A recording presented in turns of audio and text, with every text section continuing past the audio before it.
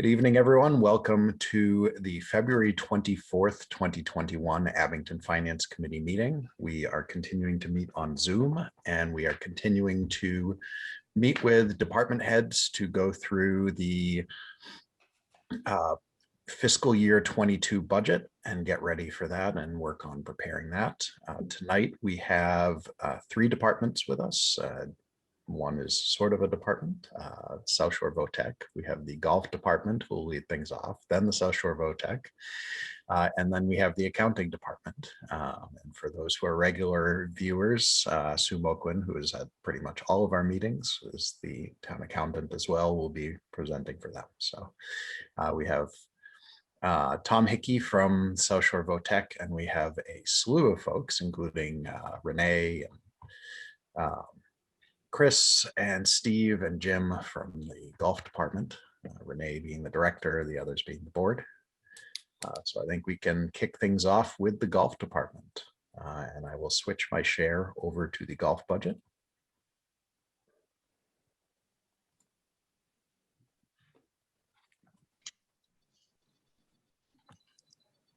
Sorry, hang on. And there we go. Oh, that wasn't it.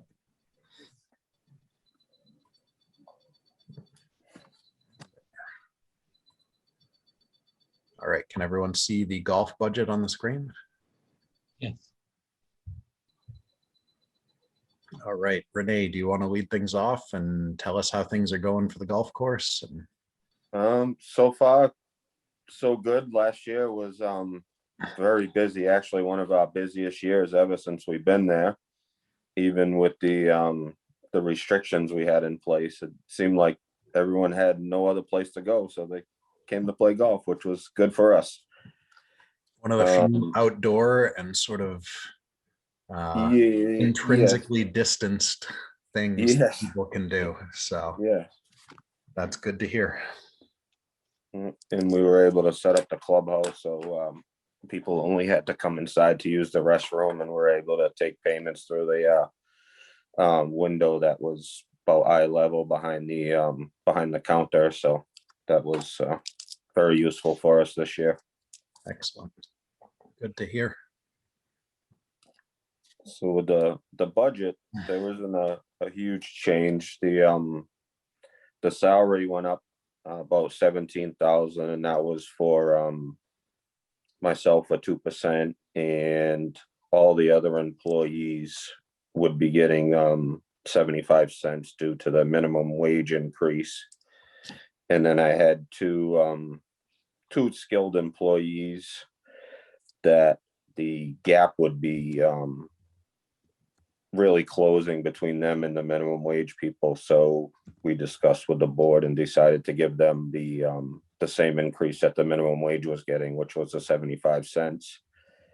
And Donna, we promoted from, well, we're plan on promoting from like a pro shop manager to our office administrator, which she would be getting a about $2.20 more an hour increase to get her up to speed with what other office administrators are receiving for her duties. As far as the rest of the budget, I didn't increase anything. We did add one line item for the rental property. It's down at 5245. It's about a third of the way down the first page. For the rental house, which I found out we're now responsible for doing any repairs, so we thought we should add a line item in there in case of an emergency if something goes wrong with the rental house that's part of the golf course now property. So just to secure ourselves in case the a gutter falls off or the what have you. If anything goes wrong, we had to repair the fence this past season. So okay. The house on the, it's right next to the seventh. Yeah. By the 7th tee. Yes, sir. So that was the only increase as far as the operations budget. It went from last year to this year, everything stayed the same. It was just that one line item we added and payroll. Everything else is remaining as 2020 or 2021, excuse me. If you want me to go through each line item. Does anyone feel the need to go through each line item? Looking through electricity, heating and oil, maintenance, repairs, like where they're all staying the same. I think we're pretty much good. Does anyone have any specific questions there? Is this one of the departments that is under this town, but really pays for itself, or is it?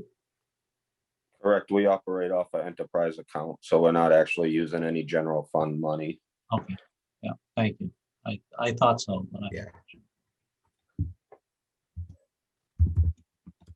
And one other question is, are any of the employees on the cusp of going from 19 hours to more than 19 hours?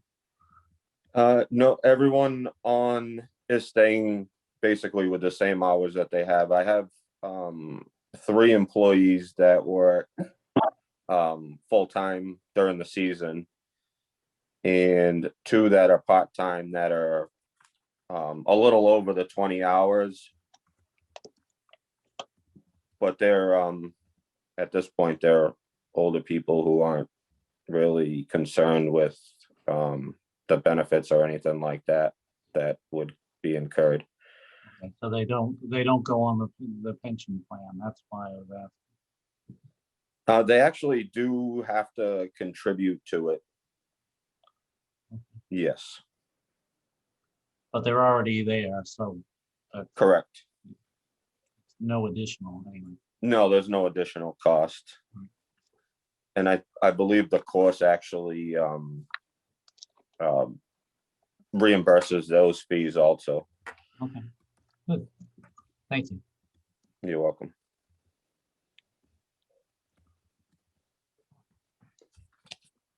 Other questions for Renee? I don't have any other questions on the expenses, but I was wondering, can we talk about revenue? I know you said you had one of the best years ever. And I seem to recall as we were bringing the golf budget in, that even if we had a modestly poor year, it would be very easy to cover expenses. So I just wanted to go over the revenue, please, if we could. Sure. So far this year, we've done a little over 390,000 since July 1st. So we've already surpassed what we've allocated for our budget for 2021. So whatever we make going forward would be, I guess, go back into our enterprise account to take care of the golf course. And Awesome. think- Thank you. Yeah, that's great to hear. Yes. Is any of the equipment that you needed when it switched from the previous manager, owner, whatever it was, to the town, is any of that in the town budget, or is that all in the golf course? no, those are coming out of the golf course also. We do have a couple pieces that are going to be coming up. I guess there's a new capital plan committee that I should be meeting with soon, that we do have a couple of purchases, but those are also coming out of the enterprise account. Okay. So the 390 is paying for that, or the 390 plus is paying for that. Yes. Thanks.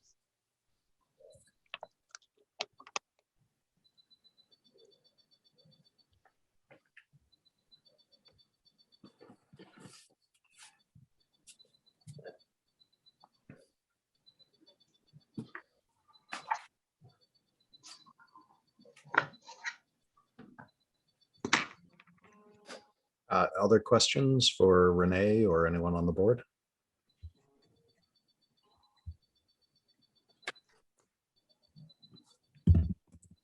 If anyone's interested, I believe we have 478,500 in our enterprise account as of June 30th. That's correct. It was rainy. It was just certified, 2 weeks ago. So you do have a little over 470,000 for his, any capital items, that they have to do.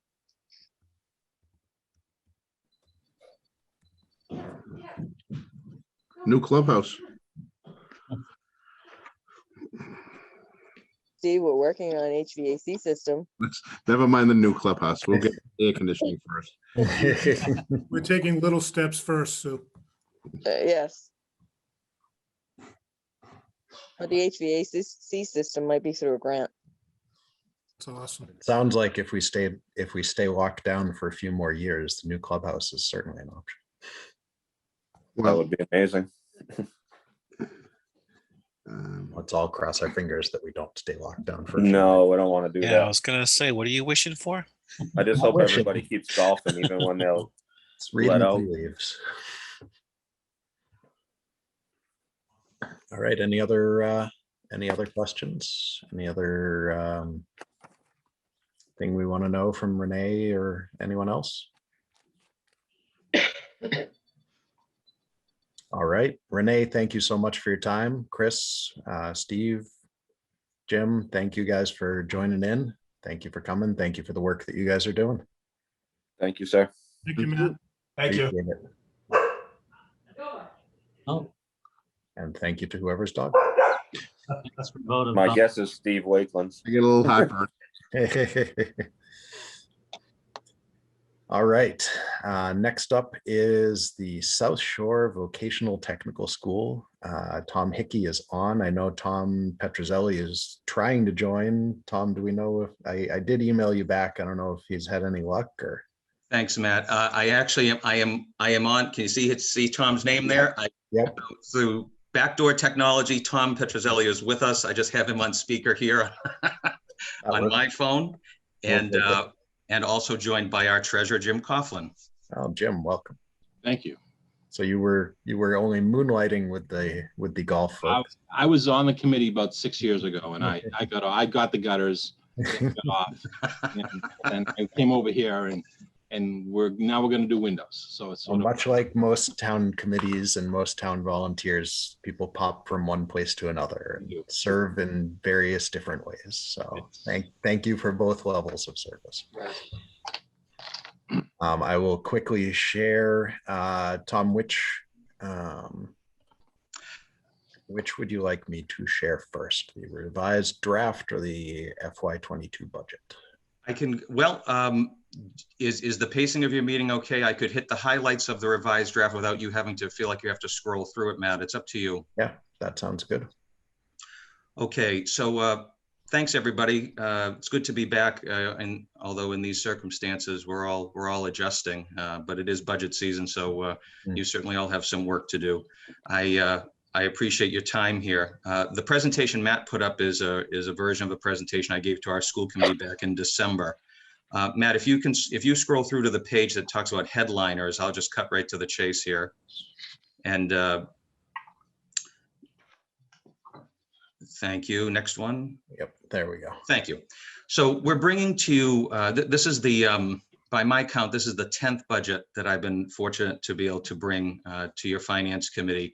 And in this year, we have a relatively lean overall increase, but the overall budget increase only tells part of the story, as you know. So the budget proposal in the aggregate is up about 1.89%.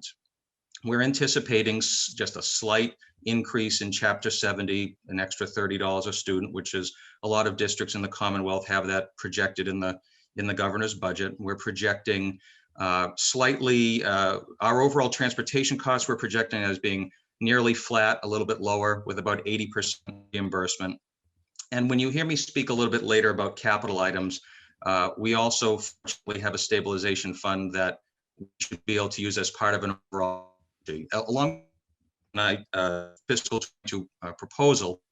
I'd also like to you broke up just a bit right then. Oh, along with about the fiscal 22 proposal, I'd like to a few minutes to talk about a authorization article You're as well. breaking up. Can you hear me now? I don't think it wants to talk about the proposal. Was that a unanimous yes? Okay, good night. Is-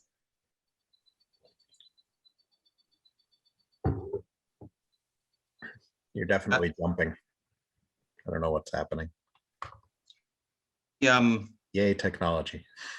Technology, okay. Sure. Okay. Matt? Yeah, we're only catching about every other word at best. Okay. Sorry. No, that's okay. Give me one.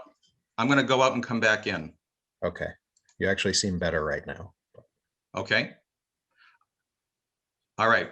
How's that? Let's try it. Okay. Now I really have to be concise. So Abington, let's talk about Abington's assessment. Abington is up 5 students, but it's rather unusual. Thank you, Matt. It's rather unusual, but the overall assessment we're looking for fiscal 22 is actually lower. So we're looking for $1,280,575, which is a decrease of about $9,538. The story behind the numbers is that we moved money into a capital line and really kept a very close eye, very lean operating side of the budget, so that we can focus on a window replacement project in what is probably our last big capital project that we can reasonably fit within one budget cycle. In terms of the school itself, I couldn't be more proud as to how we're running this year under these circumstances. Most of our kids are in for a full shop week. They're in 2 or 3 days a week for their academic week, and then they're hybrid for the rest. And we've had lots of opportunities to give kids the ability to progress with their curriculum. That being said, this budget does not include any hard money for this situation continuing. So we are banking on, we are anticipating that we will have a regular school year. And some of the funds that we've received from the state relative to COVID are funds that we could tap into if circumstances aren't 100% ideal when we get back together with the kids in the fall. The big operating drivers, there are very few for us this year. We're going to make sure that we maintain a one-to-one device method that we're using because of COVID, and we would continue that. Our history department has some textbook replacements. And in personnel, I've got a couple of grant-funded positions, a horticulture aide position that I'm looking to move on to the budget. And I have an English learner instructor who's predominantly on our federal Title I grant that we're looking to move to about 30% onto the budget. And we're looking to increase some LPN support for our allied health program because they have off-campus clinical placements, as well as some support for our school nurse. So all of a sudden, as I said, all of that in total leads to a slight reduction. Now, I did a little digging just out of curiosity, because with an increase in enrollment, usually it would trigger, we know the formula is complicated, but I think one of the adjustments was that with the reduction in overall enrollment from Abington over the last few years, I think that had an impact on a reduced impact on the capital line, along with the reductions in operating expenses. So that's. Sorry, correct me if I'm wrong, but isn't the individual part of the formula for the individual town looking at a rolling several year enrollment number? Is it? Tell you, these presentations just stick with you, Matt. You're absolutely right. Yeah.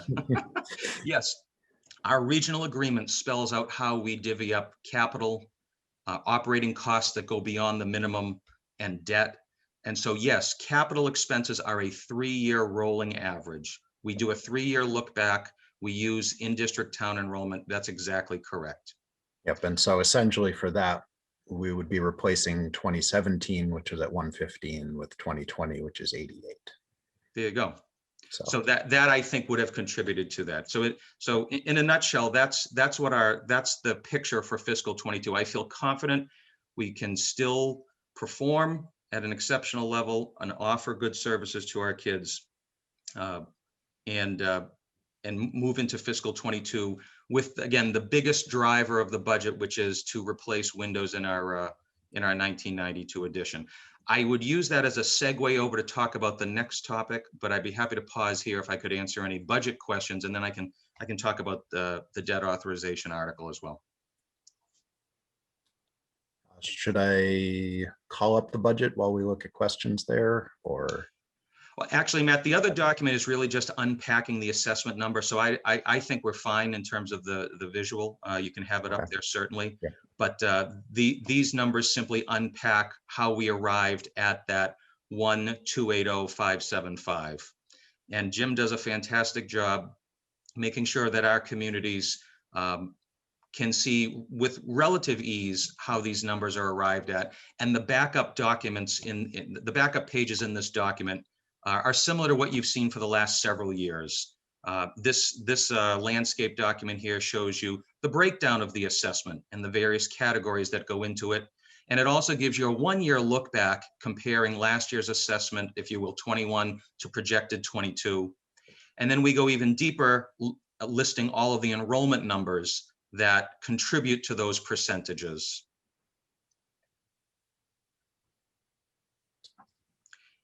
And then the document, thank you, Matt, you can continue. Thank you. The document concludes with some pages. This is an overview of major categories. And then it ends with a couple of documents we get from the Department of Education relative to, again, showing you where we're pulling the minimum local contribution number, et cetera. Right, and Matt, one of the things, again, is as we build our budget and we build our assessments, we start with the minimum contribution from all of our 8 towns that are in the region. So that's our starting point. And what happens is that the minimum contribution is a factor of multiple factors. You know, Bob Kelly, who was in my position for 35 years, used to always joke that there's only one person in the state that knows how to do that calculation. And what happens is that we're almost like, as we look at the minimum contributions from year to year, Abington's minimum contribution from last year to this year went up by $56,000, but towns like Hanover went up by 165 and Hanson's went up by 117. So the other towns are getting a substantial increase in their assessments. So it's sort of it helps Abington when other towns have to contribute more in their minimum, because it requires less of Abington to have to come to the table with more money on their items. So as everything floats down, that's why Tom mentioned that even though there was an increase in students, your assessment actually went down a little bit. So. Does anyone have questions at this point? I think this is a good point for people to pop in with questions that they might have. I know Tom and Jim know I've gone through this budget for I think 7 or 8 years now, so I've got a decent amount of experience with it, but that's not the case for everybody trying to unpack it. So.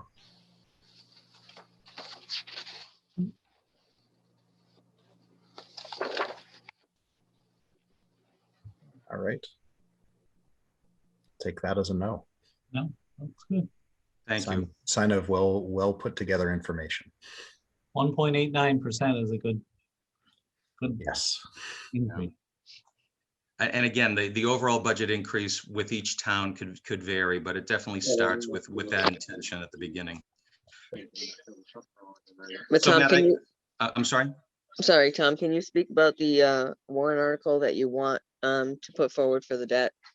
Thank you. And we did an analysis here in Abington, and our 17% without MSBA would cost the town of Abington about $250,000 a year on a declining basis. So can you just explain to them what that means, even though I know you want windows and doors right now, but it might be something more in the future. But and I get what you guys need, but can you tell us how those expenses would, of the 18, was it $18 million? So I put the spreadsheet that you sent up on the screen Okay. now.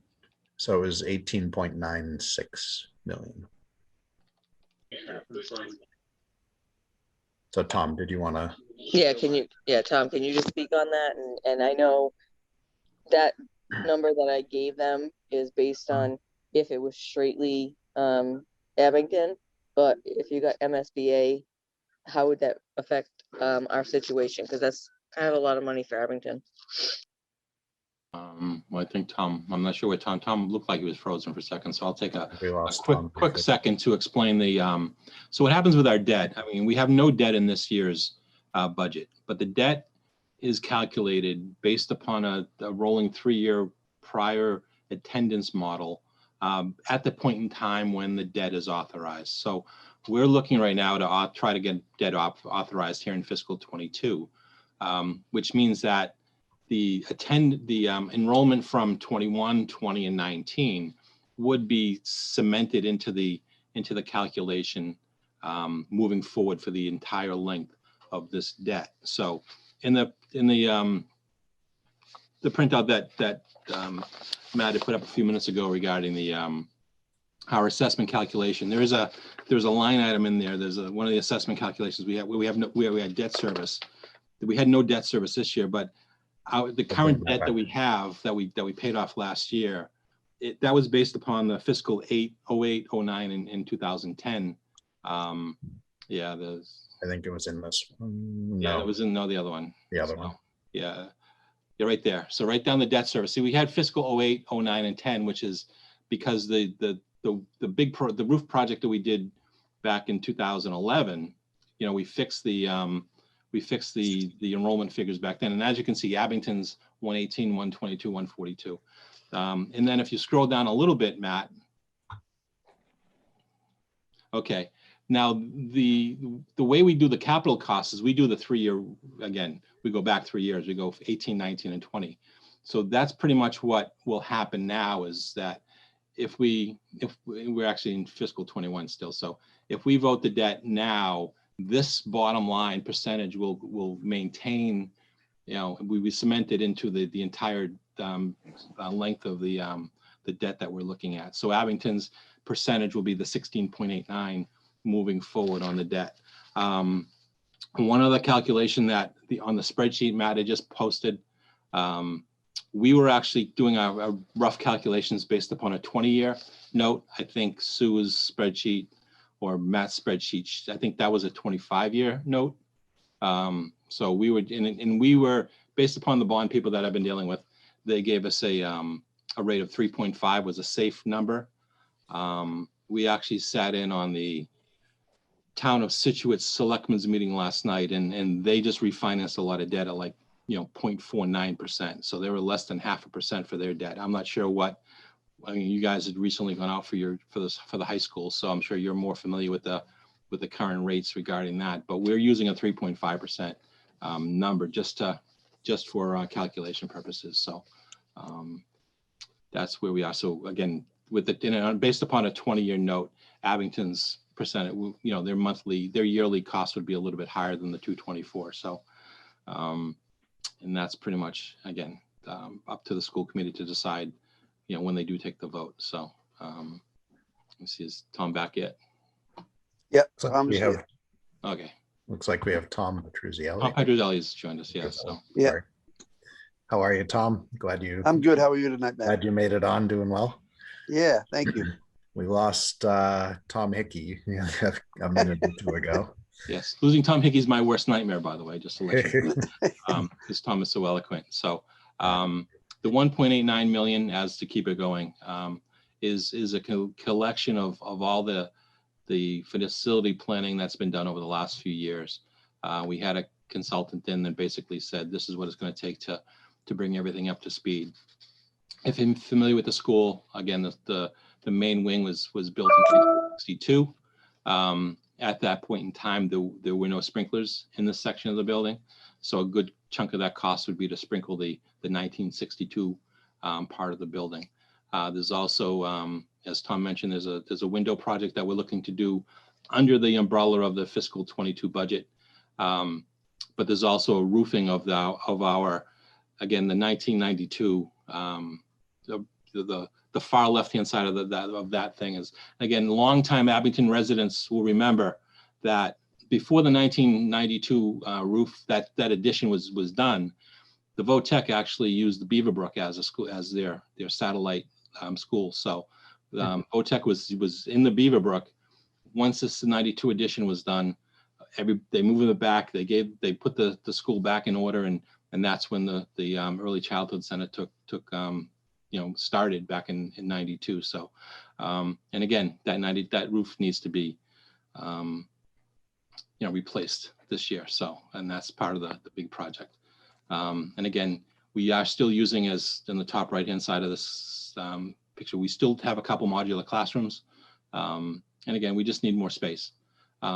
If you happen to be on Facebook and you want to check out the VOTEC website or our page, that we were highlighted last evening on WGBH's Channel 2, their 7:00 show with Browdy.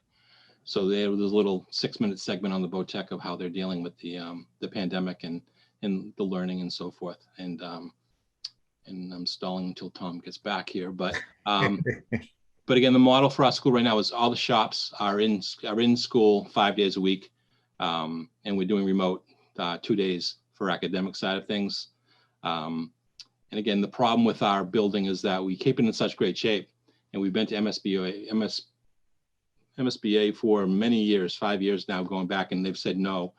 And we're looking to, again, we will reapply. We have reapplied. Tom spent a good chunk of Tuesday on a meeting with MSBA,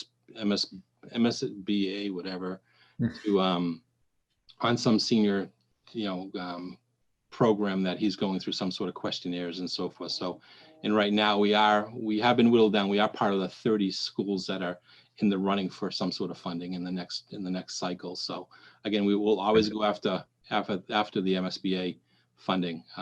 Again, but we've been told no 5 times, and it's sort of the school committee has decided it's our turn to move forward. We can't wait any longer, and we identify the costs will continue to increase and so forth. And our engineers have pretty much estimated that we could probably save about $900,000 by doing the work ourselves with some of our students, the carpentry, HVAC, electrical. So there's some portion of our costs of the rehab would be done by our students. So overall, we're moving forward and looking to do a major thing. And again, as we approach the timing for the towns, there'll be more presentations and more detailed available to everybody to find out what is that $18 million going to buy you, what are we doing to the whole process and so forth, and what that will be worth and so forth for the learning.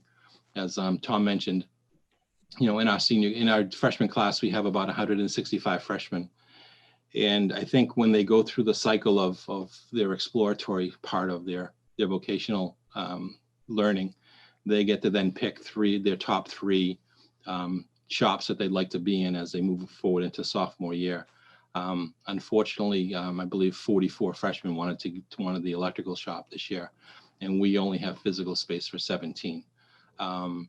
So that's a disappointment. There'll be some disappointed freshmen because they're not going to get their first choice.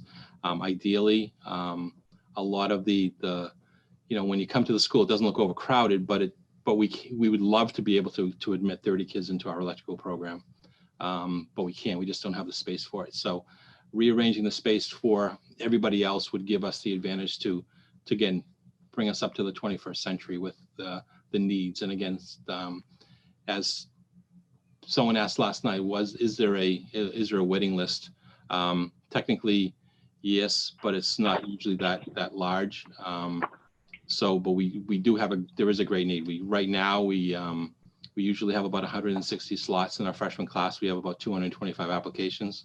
Again, not everybody's going to be, once some kids are admitted, not all of them will want to come here. Some will decide to stay with their schools in their hometown. But again, it is a very popular program, and we are always excited. This current freshman class is all in district students. We did not accept any students from any of the other towns. one component of our budget and one component of our revenue section is that we do have revenue because we do admit at times students from other towns. We currently, I believe, have 85 students from outer district towns that are in the program. One of the slides Matt had on the DESE program had a listing of what are the sending towns that we had for it's that, I think, the one of the last pages, Matt. So so we do have yeah, there we go, down the bottom. So we have 85 students from out of district, and you know, again, Pembroke's been sending a lot of kids over the last few years. But again, priority comes to the in-district students. So therefore, if we have enough, you know, interest in the in-district students, they'll get in over the out-of-district kids and so forth. So, and again, based upon the 220 applications we've received so far, it looks as though we have a very high volume of all the mostly in-district kids as well. So I don't know if that's Tom who joined us on the phone, but. Hi. Calling in from parts unknown. Sorry about that. Welcome back, Tom. Jim has been doing an admirable job filling in for you. No doubt about it. Tell me where I can pick up the conversation. Well, just you can explain in more detail as far as what the $18 million can go for, what the big plan is. But you know, pretty much I gave the outline that we gave last night to Situate. So thanks, Jim. Sure. So before I lost connection, Sue was asking about the breakdown of the funds. So we've had last several years when we've come in front of you, we've talked about having a facilities master plan, which we had an engineering firm put together back in 2018. And they looked at all of the infrastructure needs that we would have to modernize our building. Plus, they looked at the chronic issues involving lack of space. They came up with a great detailed report with prioritized recommendations and cost estimates. And for the last several years, we have tried to attack as many of those that we can afford to do within a single budget cycle. And I would have mentioned in the last couple of years that we would eventually reach the point where we're going to have to borrow money, because to do a $1.8 million roof, for instance, is not something we would slip onto the capital line and carve that up and bring that to you in the form of a 1-year assessment spike. It would not be sustainable for many of our communities. So the purpose of this debt authorization is to itemize and put together all of the recommendations that we have yet to tackle, and to seek approval from all of our 8 towns. And we would need all 8 towns to say, we know what you need to use this for, but you still have to make sure that you're planning out your borrowing properly, because if you bring us a big assessment number that has too much debt in it, then we only have one choice at town meeting, and that's to either vote your budget up or down. So for Jim and I, and for the school committee, we know that by getting our towns to say, if you think that we've done good forecasting as to where our expenses would need to go, then the purpose of this is not to borrow all of it all at once. But I am very mindful of the fact that even if that's the case, and we wouldn't borrow it all at once, each community, as Sue was saying, needs to look at what its exposure would be. Abington's share of any debt authorized in fiscal 21, that is the calendar year that's inclusive of fiscal 21, would be 16.89%. So the biggest drivers, I'm sorry. If you look at the number that we have in that spreadsheet, we may have made a mistake. You said 1.8 and we have 18 million. So you're right. You're looking at not 224,000, you're looking at 24,000 or 16,000, whatever you said. So I think Tom mentioned, I believe Tom was talking about $1.8 million just for the roof project. Yeah. So okay. So you are correct. You are correct in that the larger number is what we are looking for. But the first project that we would tackle, hopefully in the summer of 22, would be to replace a 30-year-old roof. And we have asked cost estimates in the vicinity of that 1.8 million. So wouldn't you think that it would be more advantageous to present to the towns that this is what we want to do this year for the next 4 years, and maybe 3 years from now, we want to add to that, then put that huge dollar amount on there and have the towns think that they're on the hook for 224,000 if you decide to do it all at once. Just a So thought. I'm sorry. So are you asking, would it be better to show how we would do it in smaller phases? portions. Do it in what you plan on doing this year. Do it in what you plan on doing. Like the capital plans that we do for the town is we want to do X, Y, Z over the next 5 years, and this particular year we're only looking for this, and it would be more feasible to say, oh yeah, they're only adding $16,000 to our overall budget, rather than they want us to approve $18 million and then we're going to have a 224, because if we approve it, you guys can do it all in 1 year. Not that I think you're going to, but you know, smaller portions. I do. Yeah. Yes, you are correct. And that is an approach that we talked about with the capital project subcommittee, our capital project subcommittee. I think part of the influencing factor is to have to go to 8 town meetings.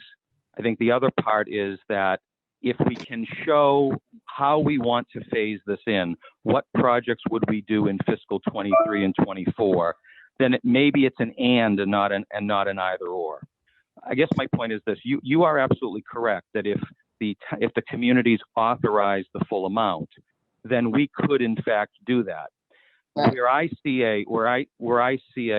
that as a non-starter financially is if we did that and all of a sudden the assessment to Abington was inflated by the amount that you just mentioned, my anticipation would be that it would end up harming our operating budget, because if the numbers were too high in any 1 year, then the answers from our communities would be, the number is too high, you're going to have to cut. Well, if we have a debt obligation, then the only other place to cut would be in operating. So I think part of what is influencing this approach is that it's a series of projects that can be done over a period of time. And I don't disagree with your approach. That also would be a feasible approach, which is to break it into smaller pieces over a period of time. And I think that'll be more accessible, more plausible for the community, rather than saying, well, just give us this debt authorization and we can do what we want over a period of time, and we can go from $22,000 in debt and to 224 if we wanted to do it all in 1 year. So and I think if you do it in small pieces, you're going to get more equity and more accessibility of the town wanting to do it, than saying, just give us this $18 million and we can do what we want with it, you know? Right. And I hear your point. I'd be happy to bring the feedback back to the subcommittee. I don't know who's running the spreadsheet, but I am, Chris. Yeah, I think what they're really saying is it's going to be a triangle, that this every year you're going to add more debt. Right. From what Tom was saying before, it would essentially be like not the full amount. Right. For the 23 payment, 24 payment, 25 payment, and then maybe the 10% like the rows 9 through 12 that I just added below. Yeah. Then increasing maybe in 26 as they do another project, and increasing in 29 when they add another project in. Yeah. Is that what you were more? That's what I'm thinking. Tom H. It grows down the It definitely seems like it's more feasible for the palette if you're not saying, I want all this money now, even though we might not spend all this money now. But as a town, we don't know that you're going to spend it all up front. But I like the numbers on the bottom a lot better than I like the numbers on the top. One thing, Sue, is that again, we won't again, this is an authorization, so we won't borrow until we need on the authorization, I guess, is again, working out the actual, pencil and paper as far as what these numbers will look like as the projects move forward. Because as Tom might have mentioned, some of the projects can't be done during the school year. Some of them have to be done during the summer when the building is empty. So as we move forward, and then the other issue from a perception process is that, as Tom mentioned, is the regional agreement. We need all 8 towns to vote yes on this. If one town votes no, then the project dies. And I think the capital planning committee and the school committee, I think they don't want to be coming to every single town meeting for the next 4 or 5 years, asking for $4 to $5 million over the next 3 or 4 years. Because again, what happens if one town says no in year 2 or year 3? Then that derails the whole process and the progress that has been made over the for the plan at that point. So I think that was an exception. And I understand that, but if you say this is our overall project and this is what we're going to do and it's going to cost you this, and so they know that it's going to cost them $25,000 for 3 years, but in the 4th year of those 3 years we're going to also do this. As long as they get the big picture, but to give that number out there that we're potentially gonna spend this kind of money, and if we do it all in 1 year, and not that we don't trust that you're not going to do it, but as a community, we don't want to spend $224,000 a year on something that you say, okay, they gave us authorization and we're going to spend that all in 1 year. We would have to obviously bring that back to our communities on an annual basis to show that. And hey, I'm back on screen. Sorry for that. Thank you. I don't mean to be over cynical. I'm just trying to see it as how the taxpayers will see it. And I know Sue, I don't see it that way at all. We have to respond to the questions and concerns that all 8 of our communities have. And so if the level of detail is, we have a package, we think we have a reasonable way of phasing it in. Oh, and by the way, if MSBA were to invite us at any point in the next several years, I'd be the first one to say we're going to call a timeout, because as soon as we can have MSBA part of the strategy to cover some of these costs, we would certainly have to, we would reevaluate that. One of the things that I've been thinking about as I'm looking at the fiscal 22 budget, just as an example, is that in this particular budget year, we've got $895,000 for capital. Okay. And so I haven't had the chance because I was on my phone to look at these numbers very closely. But when I look at that capital line, again, this is a 1-year capital line of $895,000. And Abington's share of that capital is about a little over $151,000.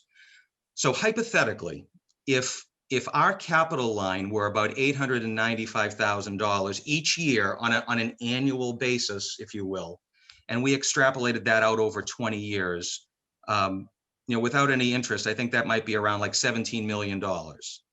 So I guess what I've been thinking about is while our capital line varies from year to year, one thing that I am keeping in my mind is that if we were to secure this debt authorization, one of the first things that would be different is that the capital lines in the future would drop dramatically. And those dollars, which we have historically had to have in our annual budget for capital, will shift over to debt. And it's very likely in the future that our capital requests might be for a vehicle or a piece of equipment in a shop, something like that. So what I'm asking myself as we talk to our towns, and this is very good feedback for me, is to say, are we already building in capacity where if we did shift over to an authorization, and that so if Abington's share of capital right now is 150,000, maybe it would be the same in a year or in 2 years, except a lot of that might shift over to debt service. So I'm not sure. I'm not sure if it would be that much of a jump using this year as an example. But again, I think it definitely comes down to approach, and we need to be mindful of how folks, it's not just what we say, it's how people receive it. And I think that's your point. Right, that's exactly my point. It's like, how are we going to put it out there that it's good for you and good for us, and we're going to go forward as a team to make sure that it can happen.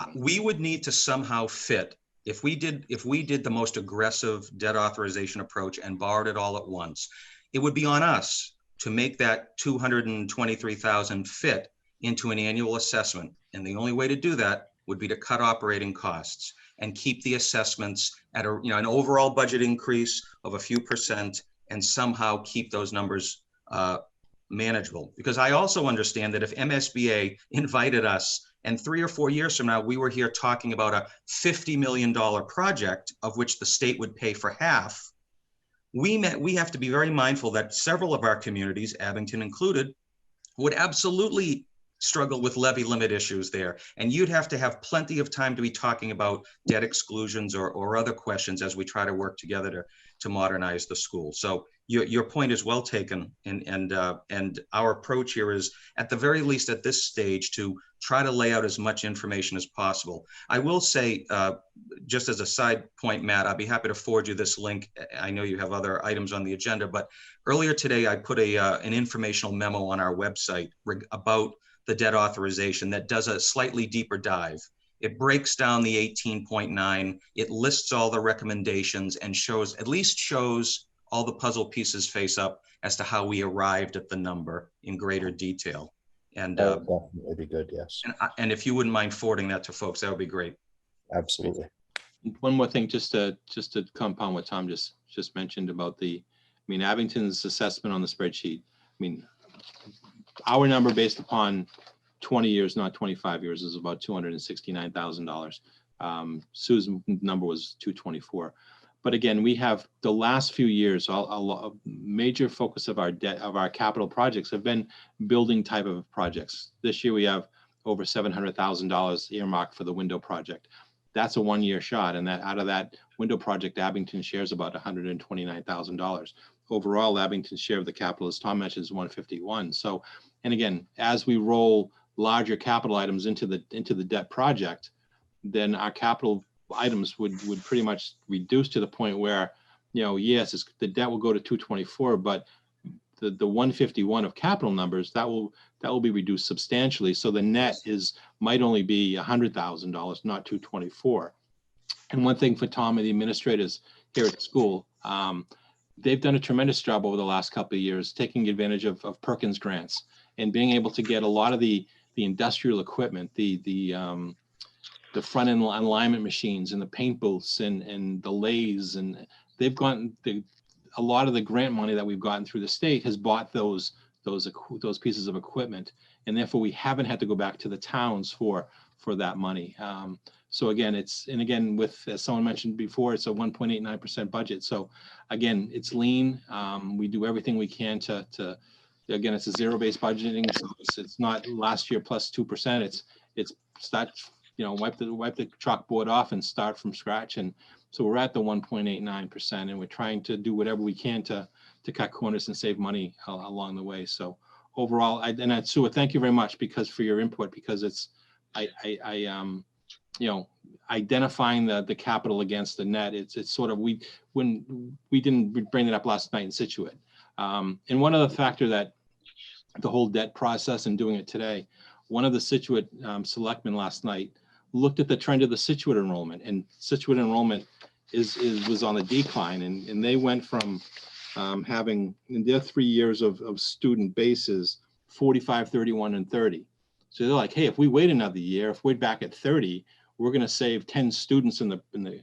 So again, we don't know what the future enrollments for the towns will be either. So again, it's if we do multiple debts over multiple years, we'll keep different schedules based upon the rolling enrollment accounts. And some towns, they may benefit with less enrollment. Some towns might go up, and that's part of the thing. When you look at the Abington enrollment of 94 back in 2018, again, a lot of that has to do with the new school phenomenon. Once the high school was built, a lot of kids stayed in town, and it dropped down. Dropped from 115 to 94 to 83. But last year it went up to 88. So again, we don't know where Abington's trend is going, and we can't project that. We have no knowledge, but we just know that we're doing it today based upon the best interest that we have. For the and I agree. I'm not trying to diminish your needs, but I just want to make sure that you guys understand that if you say something, I want this dollar amount for the next 10 years as to we need this for the next 5 years, and we need this for the next 5 years. And like we do as a town is like a 5-year capital plan. It might be more palatable for the town to say, we get it. We know that they're part of the town and that they're part of our community, and our kids go there, but we don't want, you have to be cognizant that you don't want that huge dollar amount right up front. You have to say in that warrant article, we're looking for this over the course of so many years, rather than we're just looking for this amount of money. So, and I think to Sue's point, sort of a document like the one that we have shared here, but laying out estimates of when different portions of the project might be spent, so when the amounts might change, would help for people to visualize that.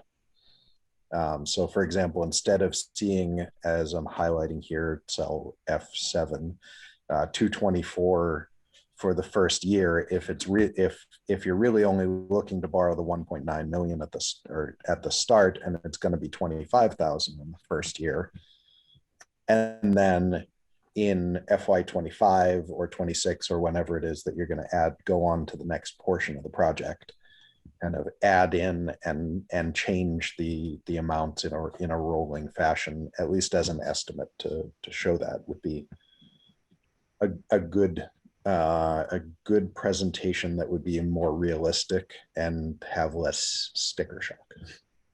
I think that's a fair request, and it is something that we have been working on. It would not be difficult for us to tell you which of the projects we would be prioritizing in bands or in phases. Yes, we could do that. And Sue, I don't know if you can see the screen, but the spreadsheet you had, I just adjusted to add 20 years at the full 18.9 million and 20 years of the 1.89 million, so that we have the numbers up on the screen there.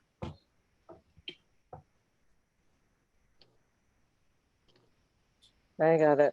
The original number did say 18, so if Yeah, no, and like I I think said, the if it 18 was is done what in phases, it might be more palatable. right. All right. You're not planning on borrowing 19 million and putting 17 million in the bank and spending 2 million, right? Right. And paying interest on the 19. Oh no, that's exactly it. I do think part of it, again, not to rehash it, but I think part of it is the mechanics of asking 8 communities and the risk of debt fatigue. Oh, you again. And so, but I think to strike that balance of, okay, you're asking for a big number, we work well, we're in partnership, we need more detail here, we need better projections here. And again, at the end of the day, I'll say it again, we have to make the annual number affordable, because there will be little to no sympathy unless it's part of a bigger discussion. Like when a community takes on a big school building project and there's going to be an override or a debt exclusion, that takes on a life of its own. That is not oh, look, there's an article in this year's warrant. That takes a lot of planning to be able to get communities on board with something of that size. So we are definitely not in that position, and it would be a waste of funds to do Tom, that. with us being a bigger part of that community, and you can talk to Felicia and Peter about how well I work with them about their needs, that sometimes you need to downsize what you're looking for, because when people look at the big picture and it's like, oh, 250 or 240, as something that we might have to do a year from now, when you can downsize it and let the community know that it's not that big of a deal. We're not looking at, doing that whole $18 million. We're looking at some windows here, a roof here. We're going to look at MSBA. I think the town as a whole is going to be more likely to say, yeah, let's do that. Right. And that's just my personal opinion, in working with the town of Abington as being the major contributor to your funds. We are 16.89%. And to say that we're asking for this, but with that, we are working with MSBA. So it's a huge thing, and that huge thing can be diminished by saying it's not all at once. Absolutely. We're taking small steps. Agreed. And one thing that Tom, again, I'm not sure if Tom was talking about it when he was going to cut off, but historically we've been able to, with some end of year savings, put money into our stabilization fund. So we have enough money in the stabilization fund to do a lot of the design work. We've already hired through our capital planning subcommittee. They have hired an owner's project manager, the OPM, to help start the process as well. And I'm sure that they'd be an integral part of helping, as Sue mentioned, chart out, okay, realistically, this is what these are the projects, these are the timelines, and therefore we can plug in the borrowing, even though we're looking for the authorization, the actual physical borrowing at various points over the next year or so.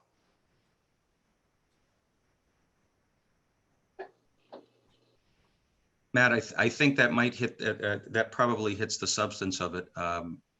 If there are other follow-up questions, the memo link that I shared would kind of unpack some of the major categories of recommendations: ventilation, fire suppression, electrical upgrades, some additional space, some additional instructional space, et cetera. But this won't be the last conversation on this topic. Certainly, I welcome an opportunity to revisit it in some form or fashion, and we can follow up on more detail as has been brought up at this meeting.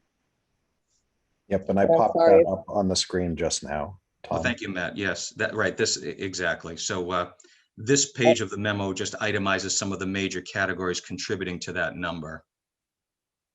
And I don't want to discard your needs at all. I mean, I know that you guys need things, but I think in small portions, it will develop better in Abington, since we have a bigger percentage of the overall South Shore VoTech percent, percent. But I do know that you guys need the facilities. You guys need to have a facility for the kids and things that you need going forward.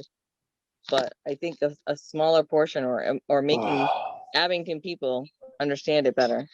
Yeah, and I would say, Sue, that part of what goes through my mind, especially since 2015, with the annual statements of interest applications we submit, is if MSBA invited me today, which projects would I put off, knowing that it's a 3 or 4 year window, before we would actually be able to enjoy some of those funds. So that approach is not, we're not at cross purposes on that. We can take these major categories and definitely show folks in all of our communities how we would approach it. What would we do first? What would you do in fiscal 23, et cetera? And then be able to show what, making certain assumptions with rates and term, what the projected impact would be. That is a reasonable request. Okay. I'd be happy to work with you on that. Thank you.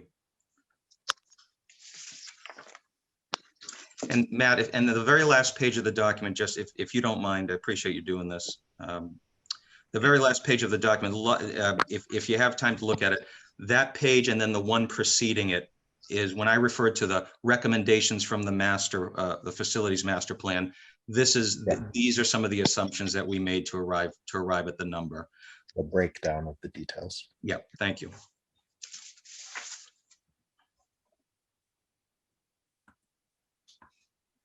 anyone else is blind like me. Going blind. Could I answer any other questions on this topic? Does anyone on the committee have questions? I see Joe shaking his head no. Chris? No, I'm all set. Thank you. Russ or Greg? Hey, Nope. Tom, what kind of feedback are you getting from the other towns? Generally, Scott, I'd say it's still a little early. I guess our budget hats go on maybe 4 to 6 weeks early because we have an April town meeting within our district, and so we've got to certify a budget earlier than most communities. But in conversations, I have not had any major opposition. But I would say, in fairness, I think that's partially because within the next several weeks, I think people would be looking more closely at their share. And as Sue has pointed out, if the community has a, if everything is relative in terms of the percentage share. I don't hear anybody saying that, number one, this is a total surprise in terms of, we know you've had infrastructure needs. And I think there's general support, but support goes as far as, as the pocketbook. And that's understandable. But we're going to continue to have similar conversations and hopefully provide information. And as I said earlier, it allows me the opportunity to go back to members of our capital project subcommittee and talk about, here's what I'm hearing from the communities. They're looking for more detail. They're looking for more detail here. They're looking for clarification on this request. They're asking how MSBA could fit into this. But in general, the support from our communities has been positive. But we'll be talking more about this with other communities as well. And I would expect, similar questions, all very reasonable questions. I would guess which communities you talk to makes a difference as well. Cohasset probably has a little bit less of a skeptic's eye looking at it. And that adds to the complexity of asking 8 communities multiple times over several years for debt authorizations, knowing that at any one time there is one community in financial distress, or they are taking on, they're going for an override for a different reason, or they have other issues. So it's we certainly want to be good forecasters and try to plan it out. Sometimes the timing, may not be ideal, but nobody likes surprises, even people who are fans, and nobody likes surprises. And then, so that's a good first step. And then the next step is it affordable?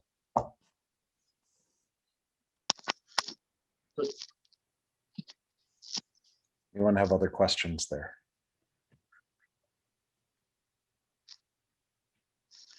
Sue, anything else on that? Right now, at least. No, I'm satisfied. Okay. All right, where do we go now? Go to bed. Actually, Matt, no, that was the second segment of our conversation tonight, was on this article. So I thought so. I just wanted to make sure that you didn't have anything else. Thank you kindly. So does anyone have any questions for Tom or Jim before we let them go to bed, as Tom put it? All right, I see heads shaking no. So gentlemen, thank you very much for your time. Thank you for listening, taking the feedback, for all of the detail and work you've put into this so far, and all the work that we know is coming to. Thank you very much. Appreciate it. Thank you, gentlemen. Thank you, Sue. Good night. Next item up on our agenda is the accountants department. I will switch back to sharing the budgets and get to the accounting budget.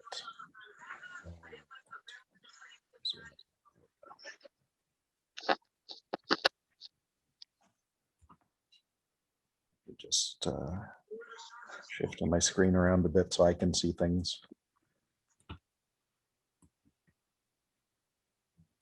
All right, Sue, how's the town accountant department doing? We're doing very well.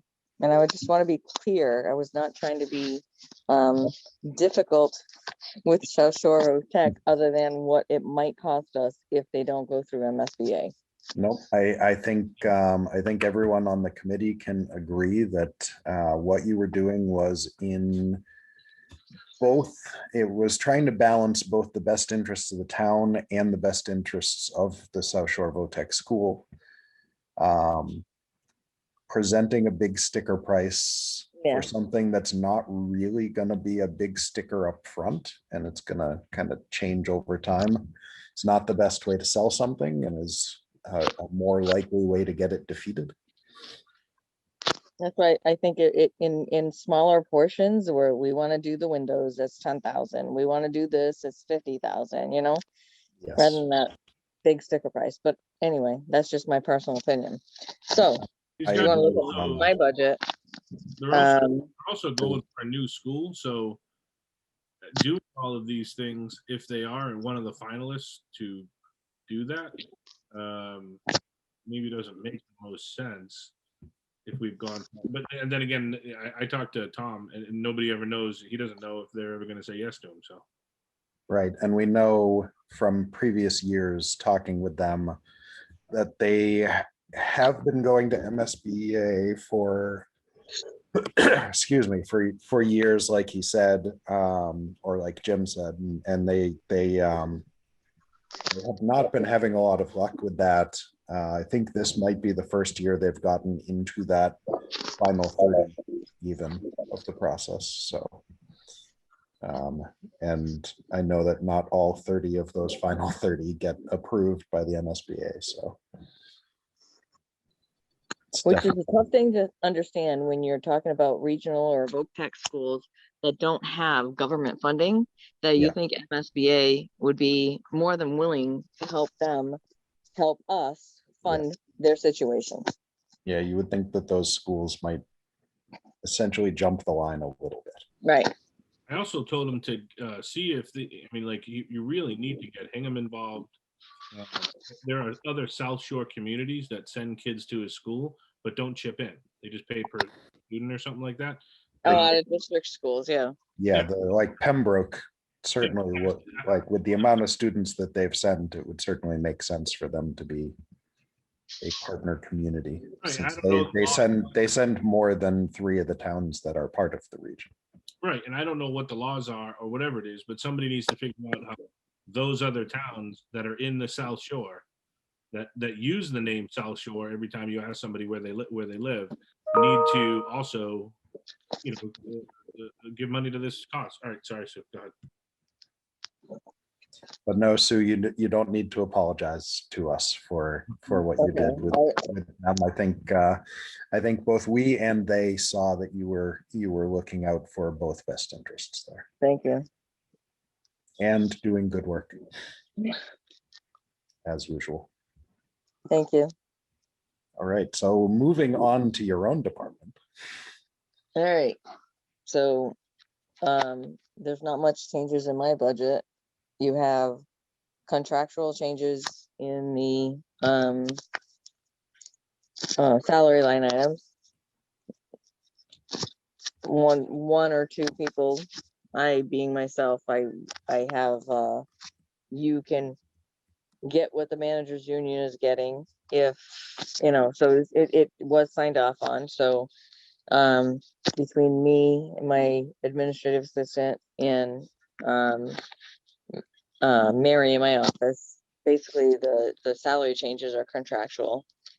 And the only other change in my budget is for the auditing, which is our OPEB actuarial audit that we do every 2 years.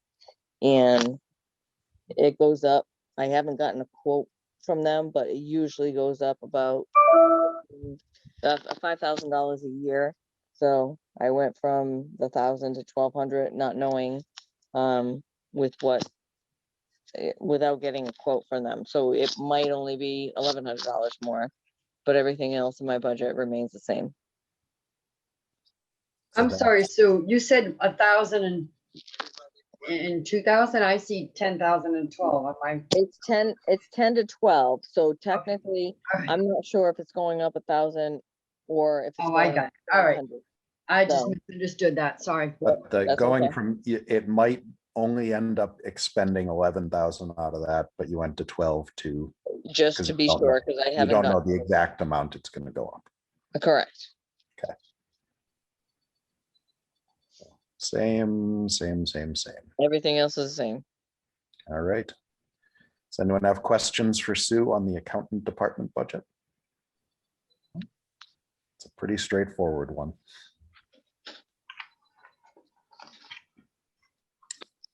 And I think that's all we've got.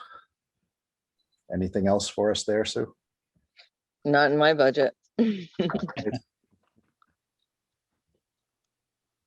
Next up, we have liaison reports. Anyone have any liaison reports? Don't have any. No. No, Nope, nobody has any. Correspondence. Deb, have you checked the mail? Didn't even have a chance. I've been doing That's okay. nothing but department mail all week. Because we were out last week, so the mail has just been sitting there to do, so I have not done anything but our own mail. Sorry. I'll check it tomorrow.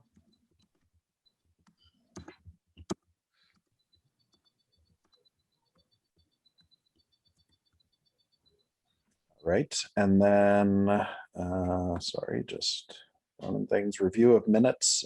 Deb sent out minutes for not last week, 2 weeks ago meeting, the February 10th meeting.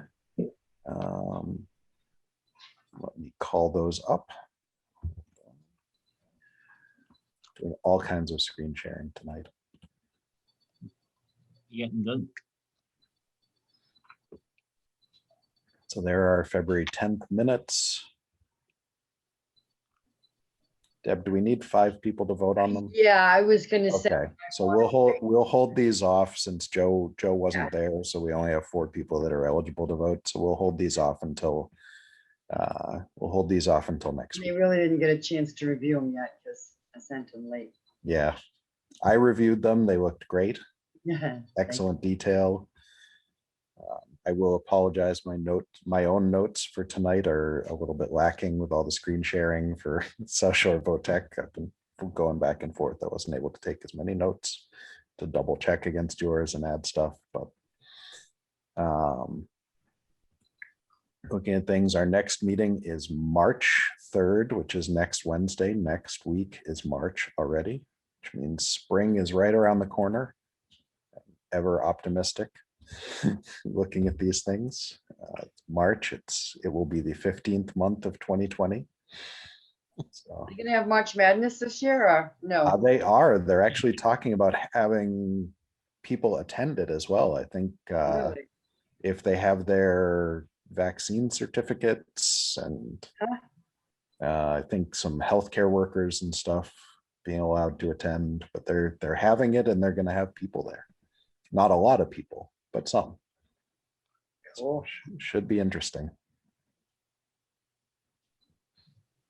All right, and let me just check real quick. Sorry, I was getting next week. We have with us Abington Cam, who's with us technically every week, but the board for Abington Cam will be with us, and the very teeny school department. And that's sarcasm for anyone not following along. How are we doing with these dispensaries? Are we doing? Yeah, I don't know. We authorized. Yeah, one is actively, they're almost ready to open there. I think they're getting their final certificate of occupancy. I was gonna say, I saw that they were hiring. Yeah. So that's a pretty good sign. So I'm gonna be busy on Wednesday nights with a side gig. Come and see me at the counter. Nice. The second one, Green Harbor, I actually was talking to their attorney today. They're going to be filing for their building permit. They hope to be up and running within 6 months.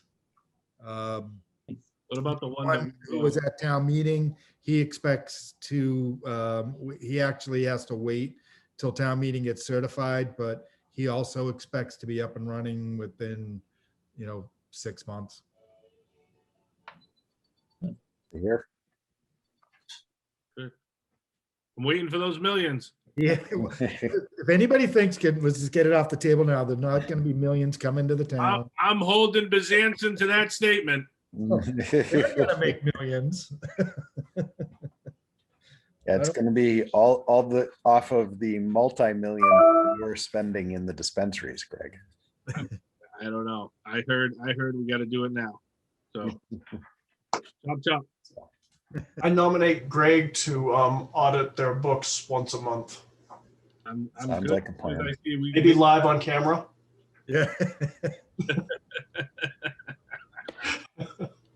I don't know if anybody would like it. All right, does anyone have, actually, one other question for Scott and Sue?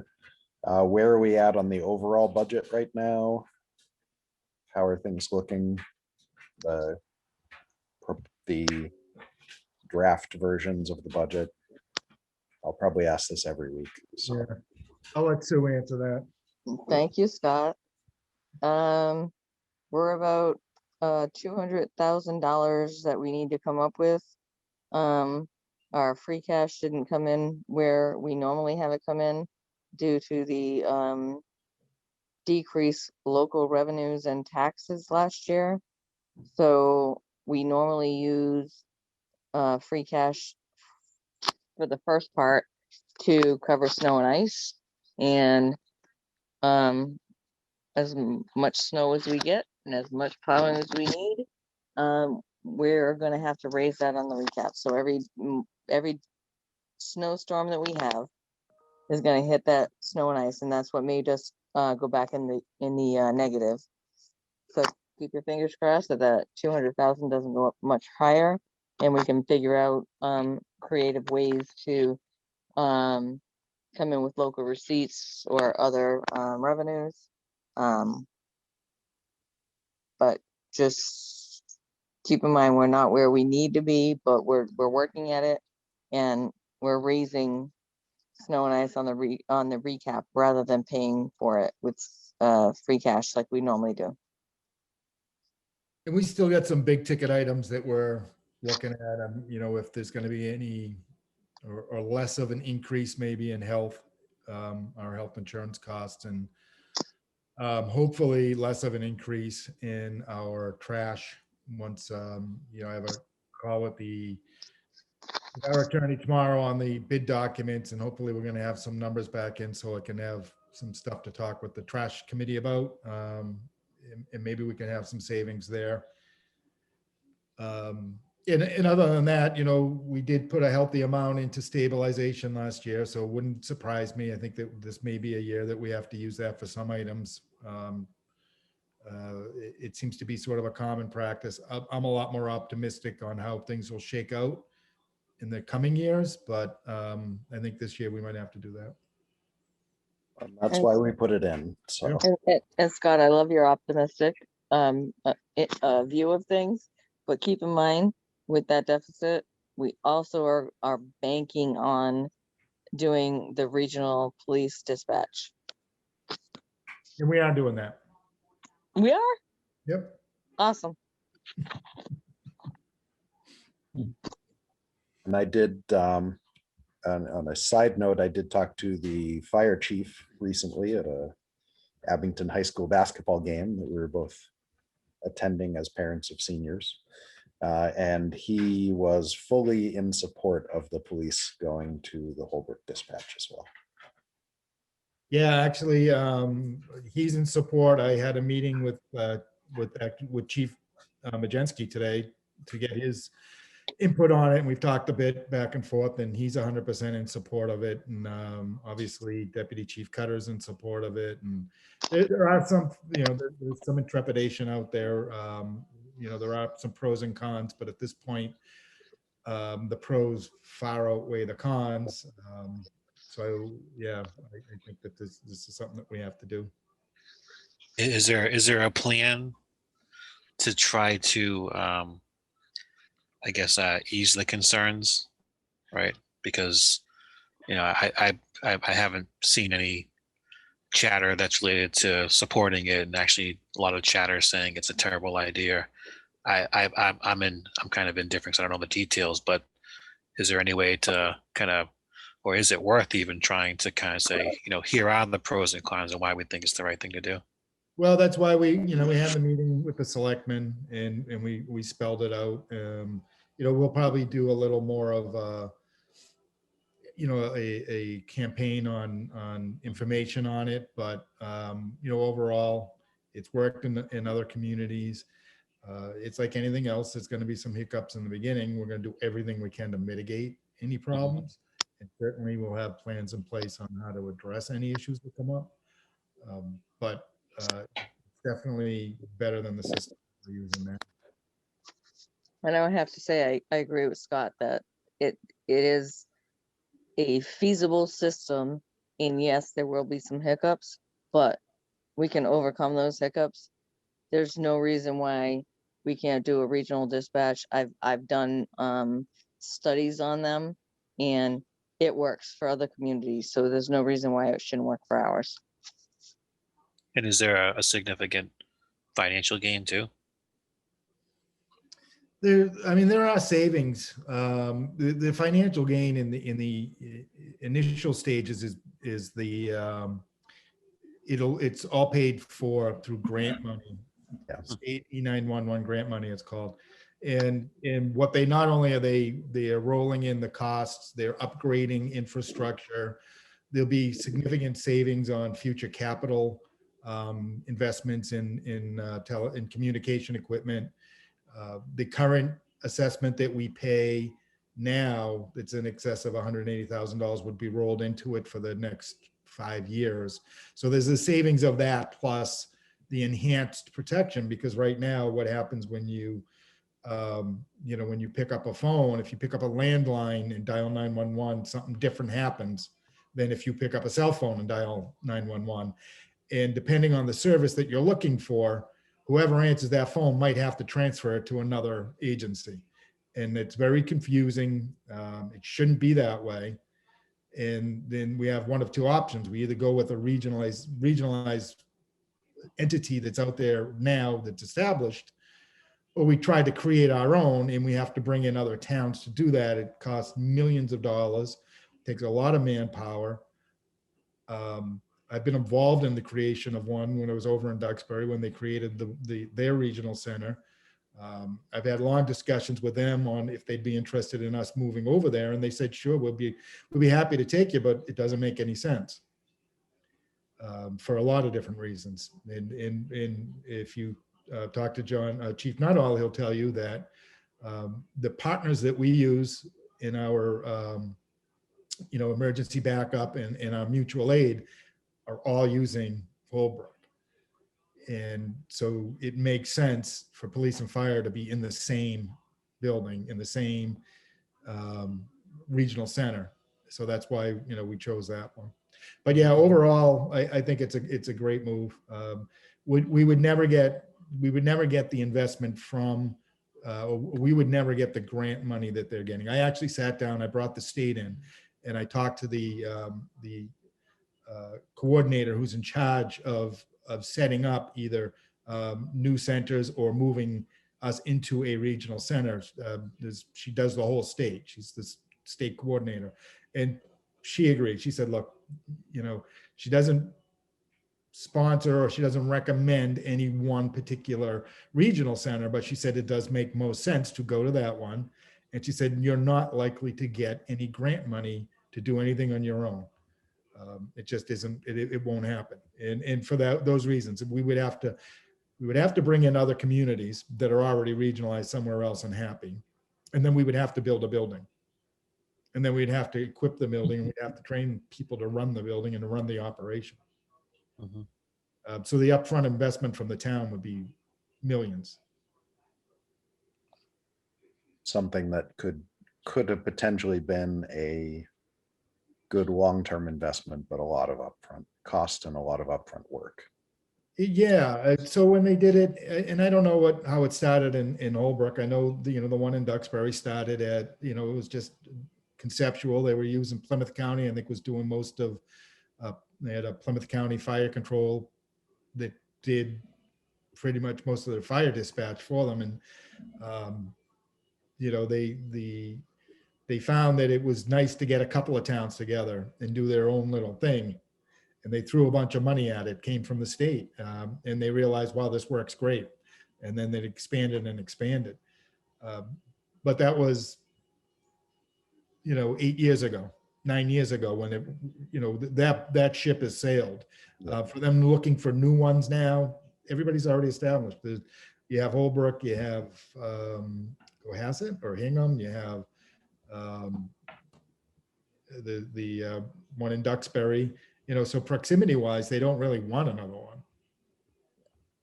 And we don't, like, again, we don't have anywhere to house it. It's not like I'm gonna open up Central or North School, or, we don't have any buildings. We asked about it. We asked the state, would it make sense if we're building a new fire station? Can we get some money to go towards it and we put it in there? She said, no, that's not something that the state would be interested in doing. So, like I said, something has to be done, and this just is all around the most feasible way to do it. I think it's the safest thing for the community, and it offers the most protection for the community. We looked at everything. We considering officer safety and making sure that, there's a level of comfort and training that goes in to make sure that they're happy. So, and safe.